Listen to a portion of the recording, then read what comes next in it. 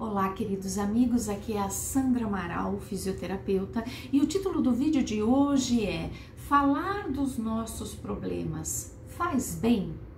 Depende do contexto.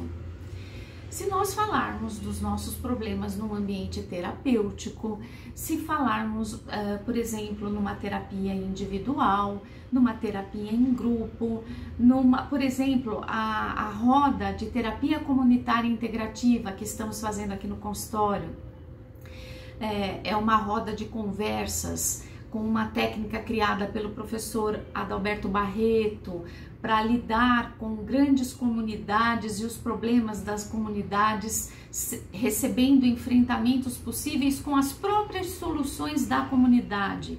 Então é uma técnica que eu estou fazendo essa formação e já estou desenvolvendo ela aqui no consultório. Então é um ambiente terapêutico protegido, é um ambiente onde falar das suas dificuldades não haverá julgamento, crítica, lição de moral, não haverá nenhum tipo de constrangimento, quer dizer, é um ambiente controlado, é um ambiente terapêutico onde existem técnicas para lidar com aquela fala, existem técnicas que são monitoradas para o grupo interagir com aquela pessoa. Então é bem bom falar de certos problemas nesse tipo de ambiente.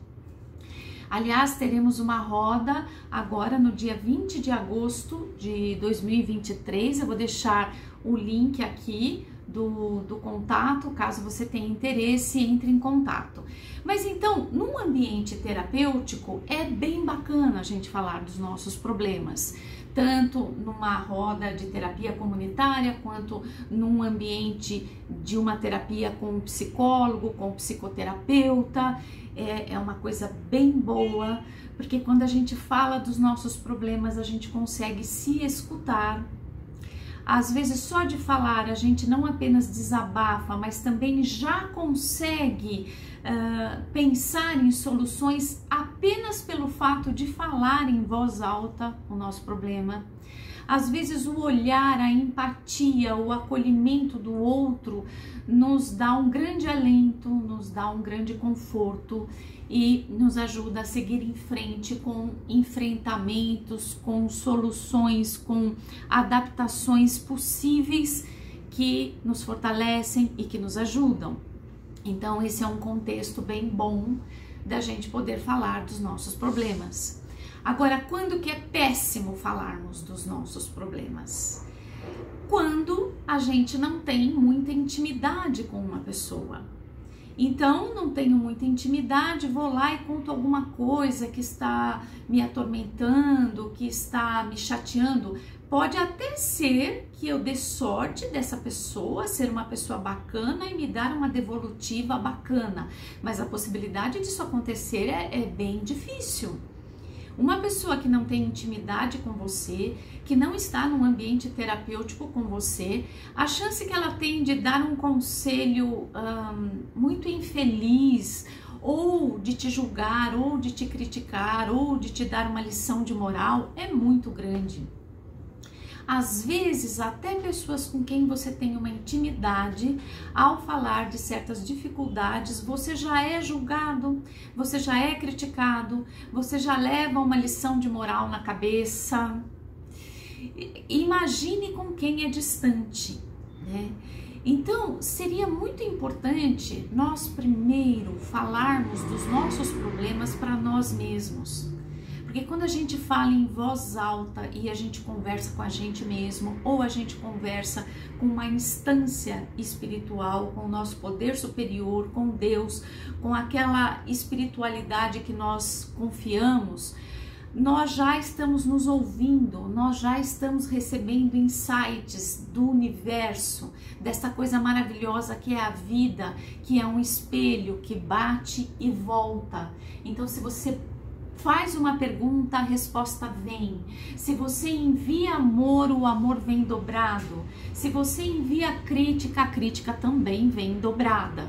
É assim que o universo e a vida funcionam. Então, em alguns contextos, é muito importante que falemos primeiro para nós mesmos.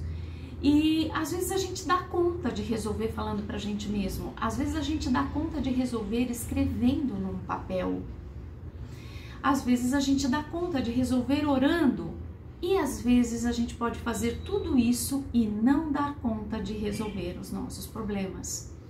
Então você normalmente pode procurar uma pessoa da sua confiança, um amigo que tem maturidade, que tem espiritualidade, que tem escuta.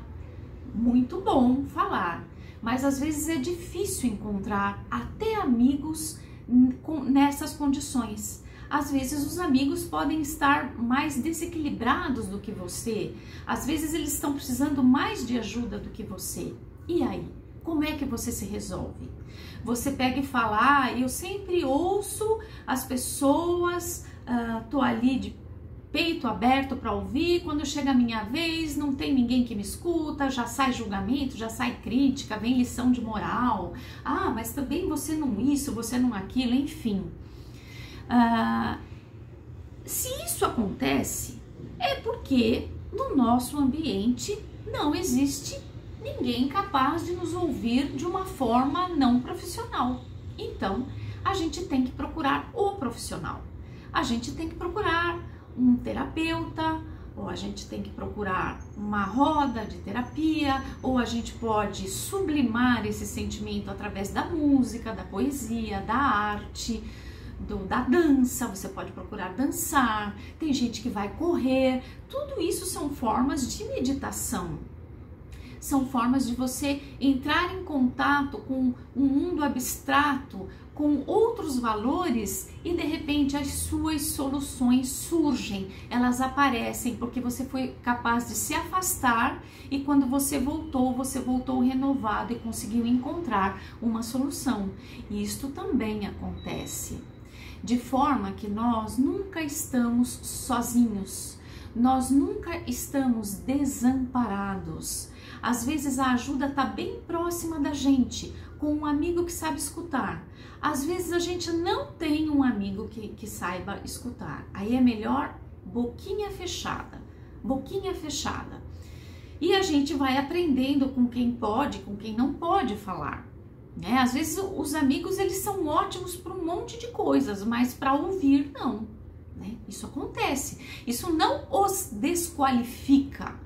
De forma alguma, eles são ótimos para um monte de outras coisas, mas às vezes para ouvir, para acolher, para aconselhar, eles não dão conta. Às vezes não estão dando conta nem de si mesmos, quanto mais do outro, né? Ou às vezes pensa que está dando conta de si mesmo e já vem com lição de moral para cima do amigo, dizendo, mas por que você não faz isso? E você não fez aquilo, mas também olha... Então...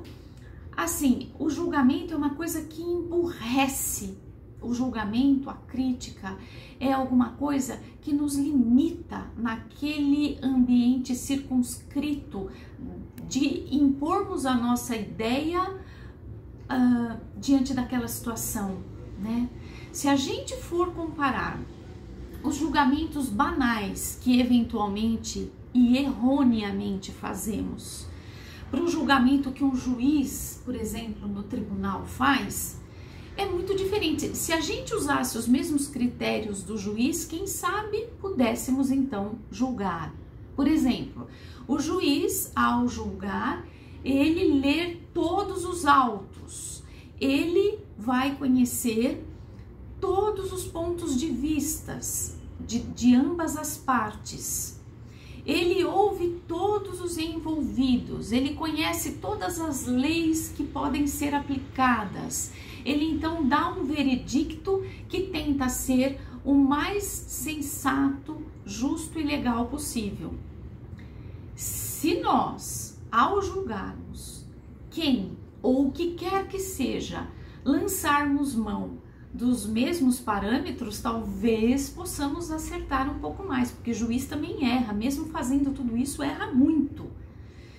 Então, se formos julgar, é melhor fazermos tudo que o juiz faz, conhecer as duas partes, ouvir detalhadamente uma história e a outra, recapitular, fazer perguntas, se posicionar, dar um veredicto que seja justo, nobre, bom. Às vezes o juiz também não faz isso. Então é muito difícil julgar. Já que é muito difícil julgar, que até o juiz que ganha e estuda para fazer isso muitas vezes erra em seus julgamentos, diga lá a gente. Julgar a atitude do outro, a vida do outro, as decisões do outro, né? Mas é uma coisa que a gente acaba fazendo sem pensar, que muitas vezes que precisamos nos vigiarmos para não fazer. Então, é um exercício, nos vigiarmos para não cair na tentação de julgar, porque o julgamento nos emburrece, nos faz acharmos que temos razão daquilo que conseguimos ver, quando na verdade existe uma situação muito maior do que aquela que estamos enxergando e que não somos capazes de ver, e portanto o nosso julgamento emburrece a gente mesmo e emburrece a situação e prejudica e não ajuda nada o outro. Um psicoterapeuta no ambiente terapêutico sabe muito bem disso tudo, e ele maneja muito bem essas situações para poder acolher aquele que fala. Na roda de terapia integrativa, nós também fazemos isso. Nós temos várias regras que são colocadas para o grupo, como logo de início a gente já vai falando, não pode julgar, não pode criticar, toda vez que você for falar, você tem que falar de si mesma. Então assim, por que você não fez tal coisa? Não, não é assim. Eu não fiz tal coisa porque naquela situação eu não me senti bem para isso. Você tem que sempre falar na primeira pessoa para que o outro não se sinta julgado, discriminado, criticado ou levando lição de moral, né?